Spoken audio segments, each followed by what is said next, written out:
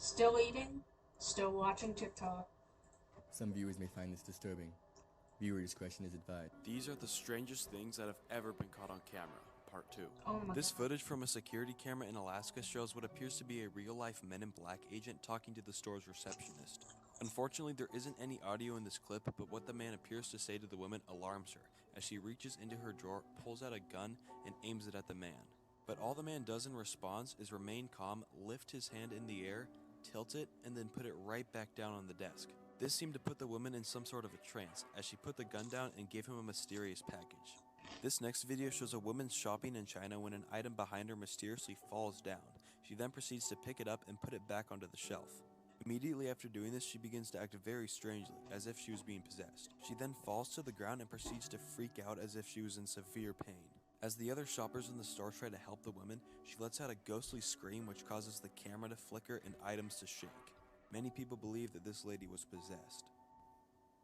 Down by the bay, where the watermelon rot, If you go home, just don't get caught,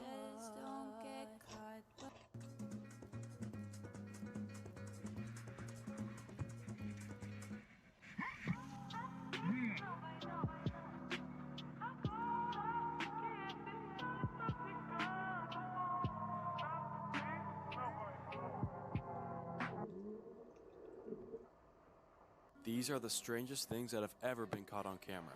This video shows what appears to be a dark humanoid type creature crawling towards a bunch of boys playing soccer. Once the kids see it, they immediately run away in terror. Nobody knows for sure what this animal was, but many people claim that it was the South American mythical beast known as the Pombero. This next video was taken at the funeral of a 7-year-old girl. It shows one of the balloons that was next to her coffin somehow floating directly to her crying mother in the audience. Many people believe that this was the girl trying to comfort her mother from the grave. So supposedly this is what the fallen angel Lucifer looks like.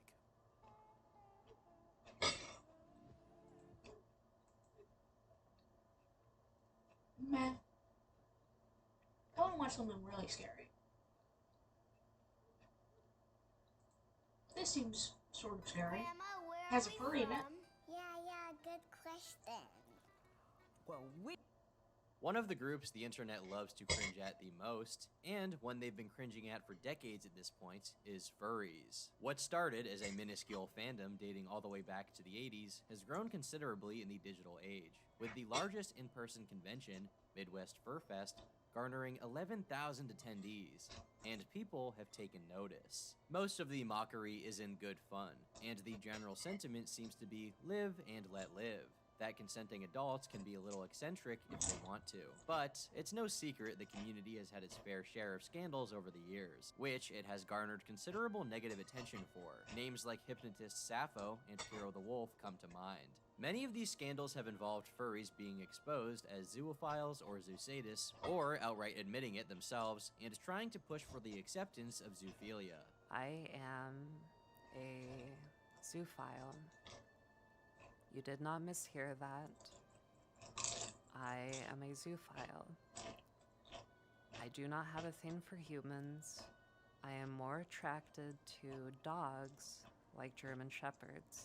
This comes as no surprise, and it isn't hard to imagine why these kinds of people would be attracted to the furry fandom. Other questionable fetishes that are a part of this subculture have drawn everything from ridicule to ire from those outside of it. It's when these situations cross the line from someone's fetish or fantasy to actual real-life incidents involving abuse of real people or animals that things go from just cringe to outright abhorrent. The juvenile appearances of fursuits and often bubbly personalities of the people donning them just makes these situations all the more dark, when something so sinister could be hiding just beneath the surface.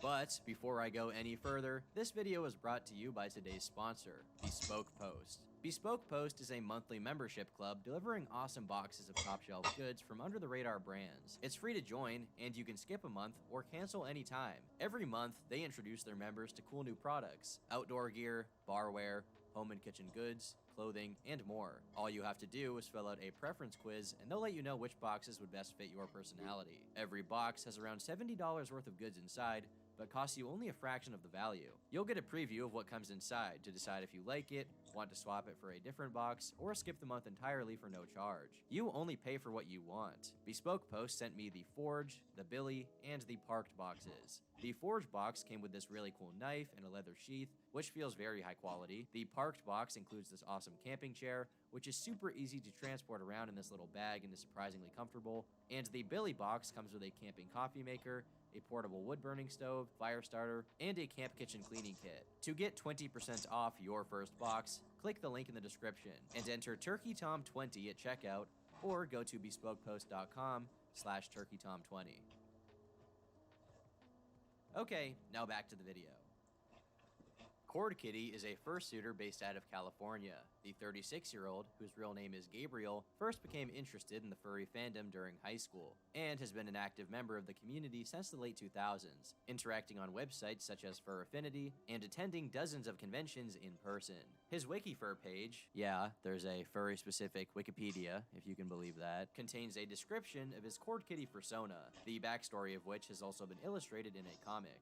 Cord Kitty was originally a human male named Chris. Chris was cursed when he ran over a cat during a drunken after-party drive. That unnamed cat had a karma spell which cursed Chris. The spell made Chris have to become Cord Kitty. With no memory of her previous human form, Cord's personality is playful, curious, cheeky, and sly. On his YouTube channel, which boasts 11,000 subscribers, he started uploading videos of fursuit dance competitions as early as 2013, some of which have hundreds of thousands of views. However, his interest in both furry conventions and dance competitions wouldn't end in just being a spectator. He was eventually able to scrounge up enough money to commission a suit based on his persona, which... Grandma, where are we from? Yeah, good question. Well, we are 100% Italian. which he donned at Anthrocon 2014, and looks like the offspring of the Monsters Inc. Yeti and Ori Chef. Using this fursuit, he went on to compete in dance contests himself, totaling 30. And to this day, he still uploads videos of himself dancing to Skrillex, with unbecomingly tight jeans. Holy God, what are you showing me?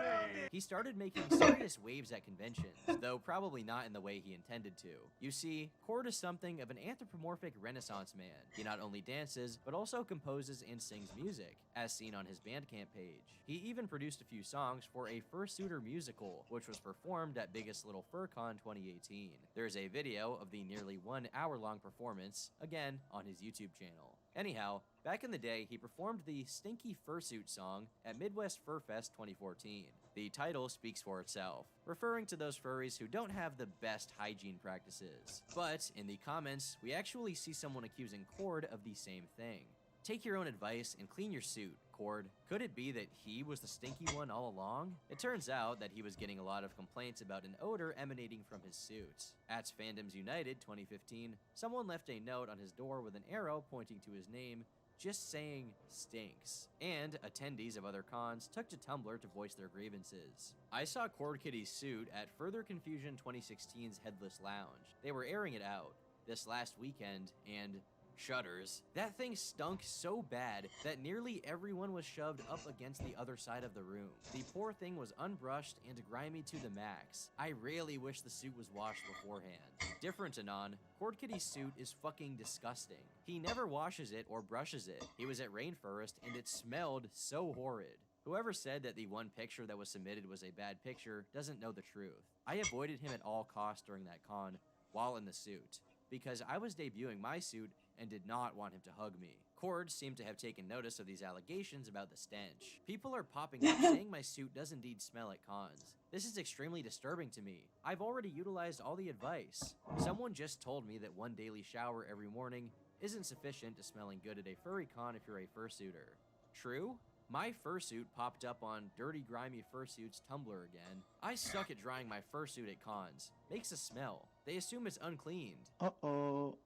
Stinky. His suit must have been Lovecraftian, insanity-inducing levels of rancid if he couldn't even meet the hygiene standards of a bunch of furries. That, or this guy, is the real-life Michael Afton, literally rotting inside of his suit so bad that even cleaning it properly can't undo the putrefied stink he's got going on. This relatively innocent, albeit amusing run-in with the fursuit odor police wouldn't even be the beginning of the community's complaints about him, though. In a video taken at Biggest Little FurCon 2022, which was held in June, there is audible booing from the crowd when he comes on stage to dance. This is the story of how his reputation fell so low.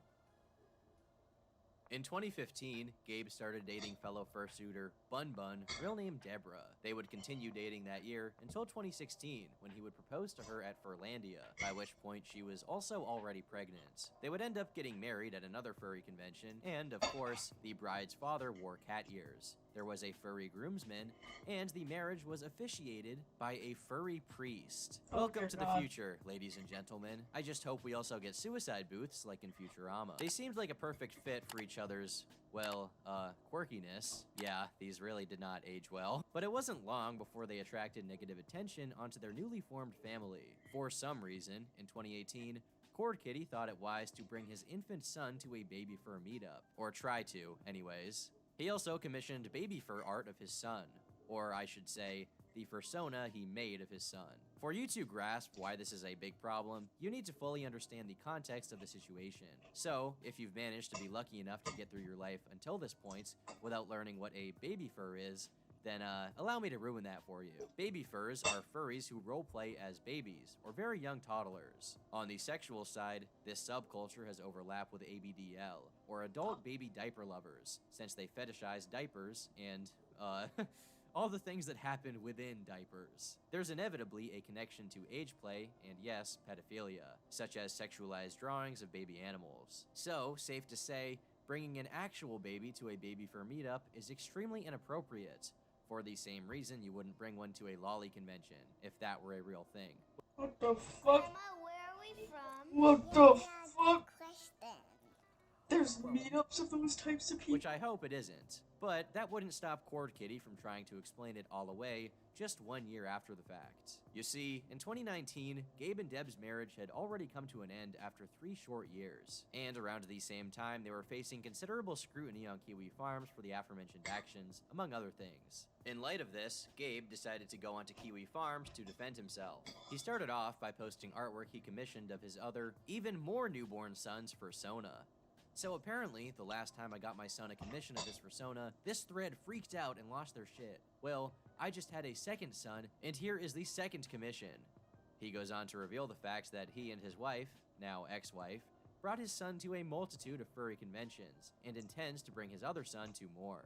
Furry convention, don't bring the kids. We've brought Damien to BLFC 2017, Califer 2017, PAW 2017, FC 2018, Vancouver 2018, TFF 2018, and BLFC 2018. We intend to bring him and my other son to a bunch more cons because there is nothing wrong with it. I don't understand this helicopter parent mindset where it's my responsibility to protect him from seeing any and all things that don't seem Judeo-Christian enough.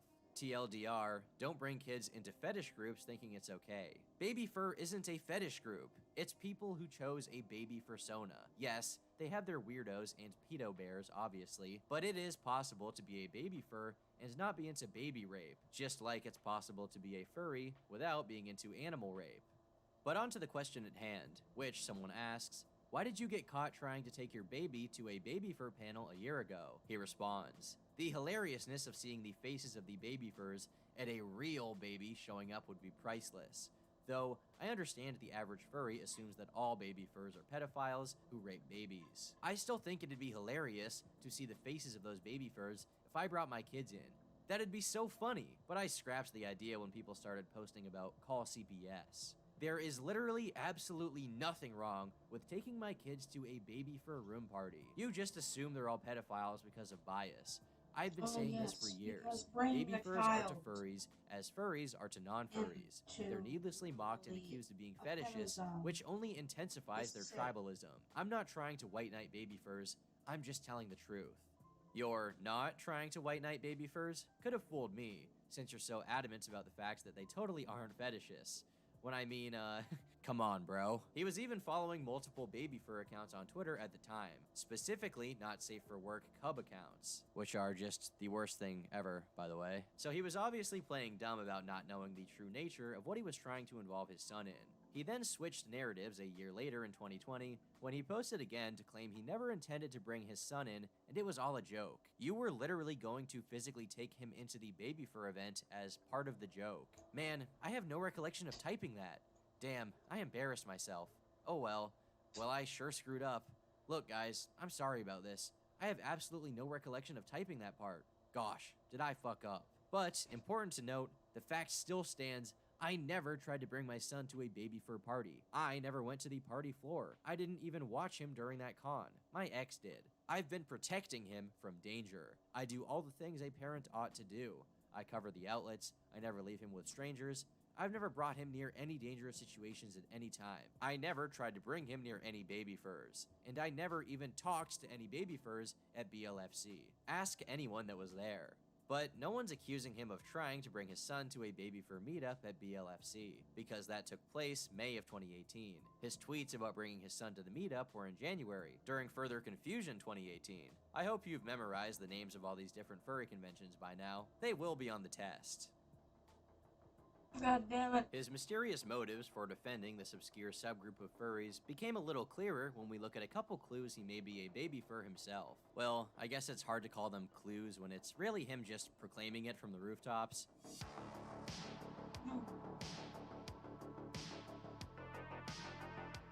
He performed a musical skit called Crinkle Wag, crinkle referring to the sound that diapers make when you walk around in them. He remarked about it on Twitter. I've been super disappointed that after making a baby fur rock song skit 5 months ago, I haven't received a single comment from any baby furs. Someone remarks, maybe that is a good thing. We all know how Fur Affinity treats that side of the fandom. He responds with, #BabyFurLivesMatter. He has way more tweets though. Oh no, all out of diapers. Messages 10 baby furs. #your network is your net worth. Hey, who wants a swaggy bro hoof crinkle wag? Hopefully no one. He posted baby fur art of his fursona to his Fur Affinity account, and was even in a Telegram baby fur chat, but of course he denies it was him. Yet, this is all relatively innocuous compared to the other information people dug up, like his F-list or fetish list, which he created all the way back in 2009. It includes, but is not limited to, age play, inexperienced partners, risk of pregnancy, extreme pregnancy, zoophilia, and barbed wiener, like cat dick. And his fursona is also, of course, a cat. So it's not necessarily a reach in my eyes to put 2 and 2 together and figure out that this guy clearly wants to bust it down sexual style on mittens, a la Shane Dawson. Meow. Hey there, kitty. Meow. Meow. Meow. Meow. Wait, what? Meow. The inclusion of age play further suggests he's into baby fur material, which makes this situation with his son all the more disturbing. Even in the perfect scenario, where furry conventions are a totally innocent activity for people who just like pretending to be dogs, for you, it's a fetish, and you probably shouldn't bring your infant children into your fetish. Just a suggestion. Grandma, where are we from? Shut the fuck up, Jimmy. Well, A lot of incriminating facts were exposed in the wake of the custody battle, as both Gabriel and Deborah were trying to prove that the other was unfit to be a parent. And one such piece of information were these strange pages that Gabe had bookmarked on his computer, being a guide to sex with dogs, a site called Dog Yif Questions, and a Zoo Sadist page. Now, he did have an excuse. He only bookmarked that first one to investigate abnormal psychology, of course. However, that becomes a tough sell once it turns out he commissioned art of his fursona, a female feral cat, being, involved with dogs. In a Telegram chat, he tried to explain these actions, at the same time mentioning the divorce proceedings with his wife. Do you ever like to save effed up links? Like, links that are the most effed up shit you've ever seen? Have you seen this shit before? But you know what? After I bookmarked it, she screen capped it and sent it to all her friends seeing, see, this is proof Cord is a zoophile. I remember first finding out about the link when someone told me about the Dolphin Rape Caves Google Maps link. Talk about regrets, lol. Hindsight is 2020. She took all of these to court and said, see, he's showing the kids pornography and snuff films. At the same time, the last time he had signed on to his F-list page was 2015. So even after having done this research on zoophilia, he still decided to keep the kink on his list. Later on in 2020, when this information was brought to the attention of the public, he removed any age-related fetishes from his F-list. but again, kept zoophilia. I guess that one was so important to him, he just couldn't bear to part ways with it. He tried, in vain, to explain all of this again in March of 2022. Basically, if you were to interpret it as being wise, it sounds like animal abuse, but if you were to interpret it as being human, it would actually perfectly match my Fursona backstory, which is about basically kind of a douchebag named Chris, who then turns into a cat, and then is kind of stuck in that body, and then has to spend the rest of their life in that body because they went out drunk driving and then killed a cat, and that cat had a curse on them, the karma curse. So basically, he had to give to the world what he took away. He basically took away a life, so he had to give that life back, and that's the reason why. That's the whole foundation of the backstory. So I was thinking a human sapient. So the idea of like a human inside of like a feral quadruped. So that's where that came from. Pretty much my whole F list, it's literally just based off of that backstory and the idea of that backstory. If you're not following his mental gymnastics here, and who can blame you, he's claiming that because his persona is a human who then transformed into an animal, sexual acts wouldn't truly be zoophilia. As for the age-play kink, his persona is a 4-year-old because he just had to convert human years to cat years. It's the classic lolly defense. I know she looks 7, but she's actually a 2,000-year-old vampire. He just likes to fantasize about him being a cat in heat. What's so wrong about that? He even confessed to watching cat mating videos in a Telegram group called Cats NSFW, saying that he was embarrassed to admit he did. But he of course later stated that he was referring to anthro, or anthropomorphic cats. Not real cats, silly. Typical trolls, am I right? It doesn't make sense for him to be embarrassed when the whole point of the group chat is sexualizing anthro cats. It seems more likely that he was indeed watching videos of real cats getting it on. It's not a zoophile thing though, since surely while he views these videos, he's inventing a headcanon about how the cats are actually transformed sapient humans. Again, the #1 most popular fantasy of all women is to be raped. This is according to Louis H. Janda, an associate professor of psychology at Old Dominion University. If fantasy is intent, then that means most women are into being raped. You must be intellectually consistent. If fantasy is intent, then that means 1. Most women are into being raped. 2. I am into fucking cats. Both statements are equally false because fantasy is not intent. Fantasy is simply an idea which turns someone on. You know for a fact that most women are not into being raped, so you must conclude that I'm not into fucking cats. If this isn't copypasta worthy, I don't know what is.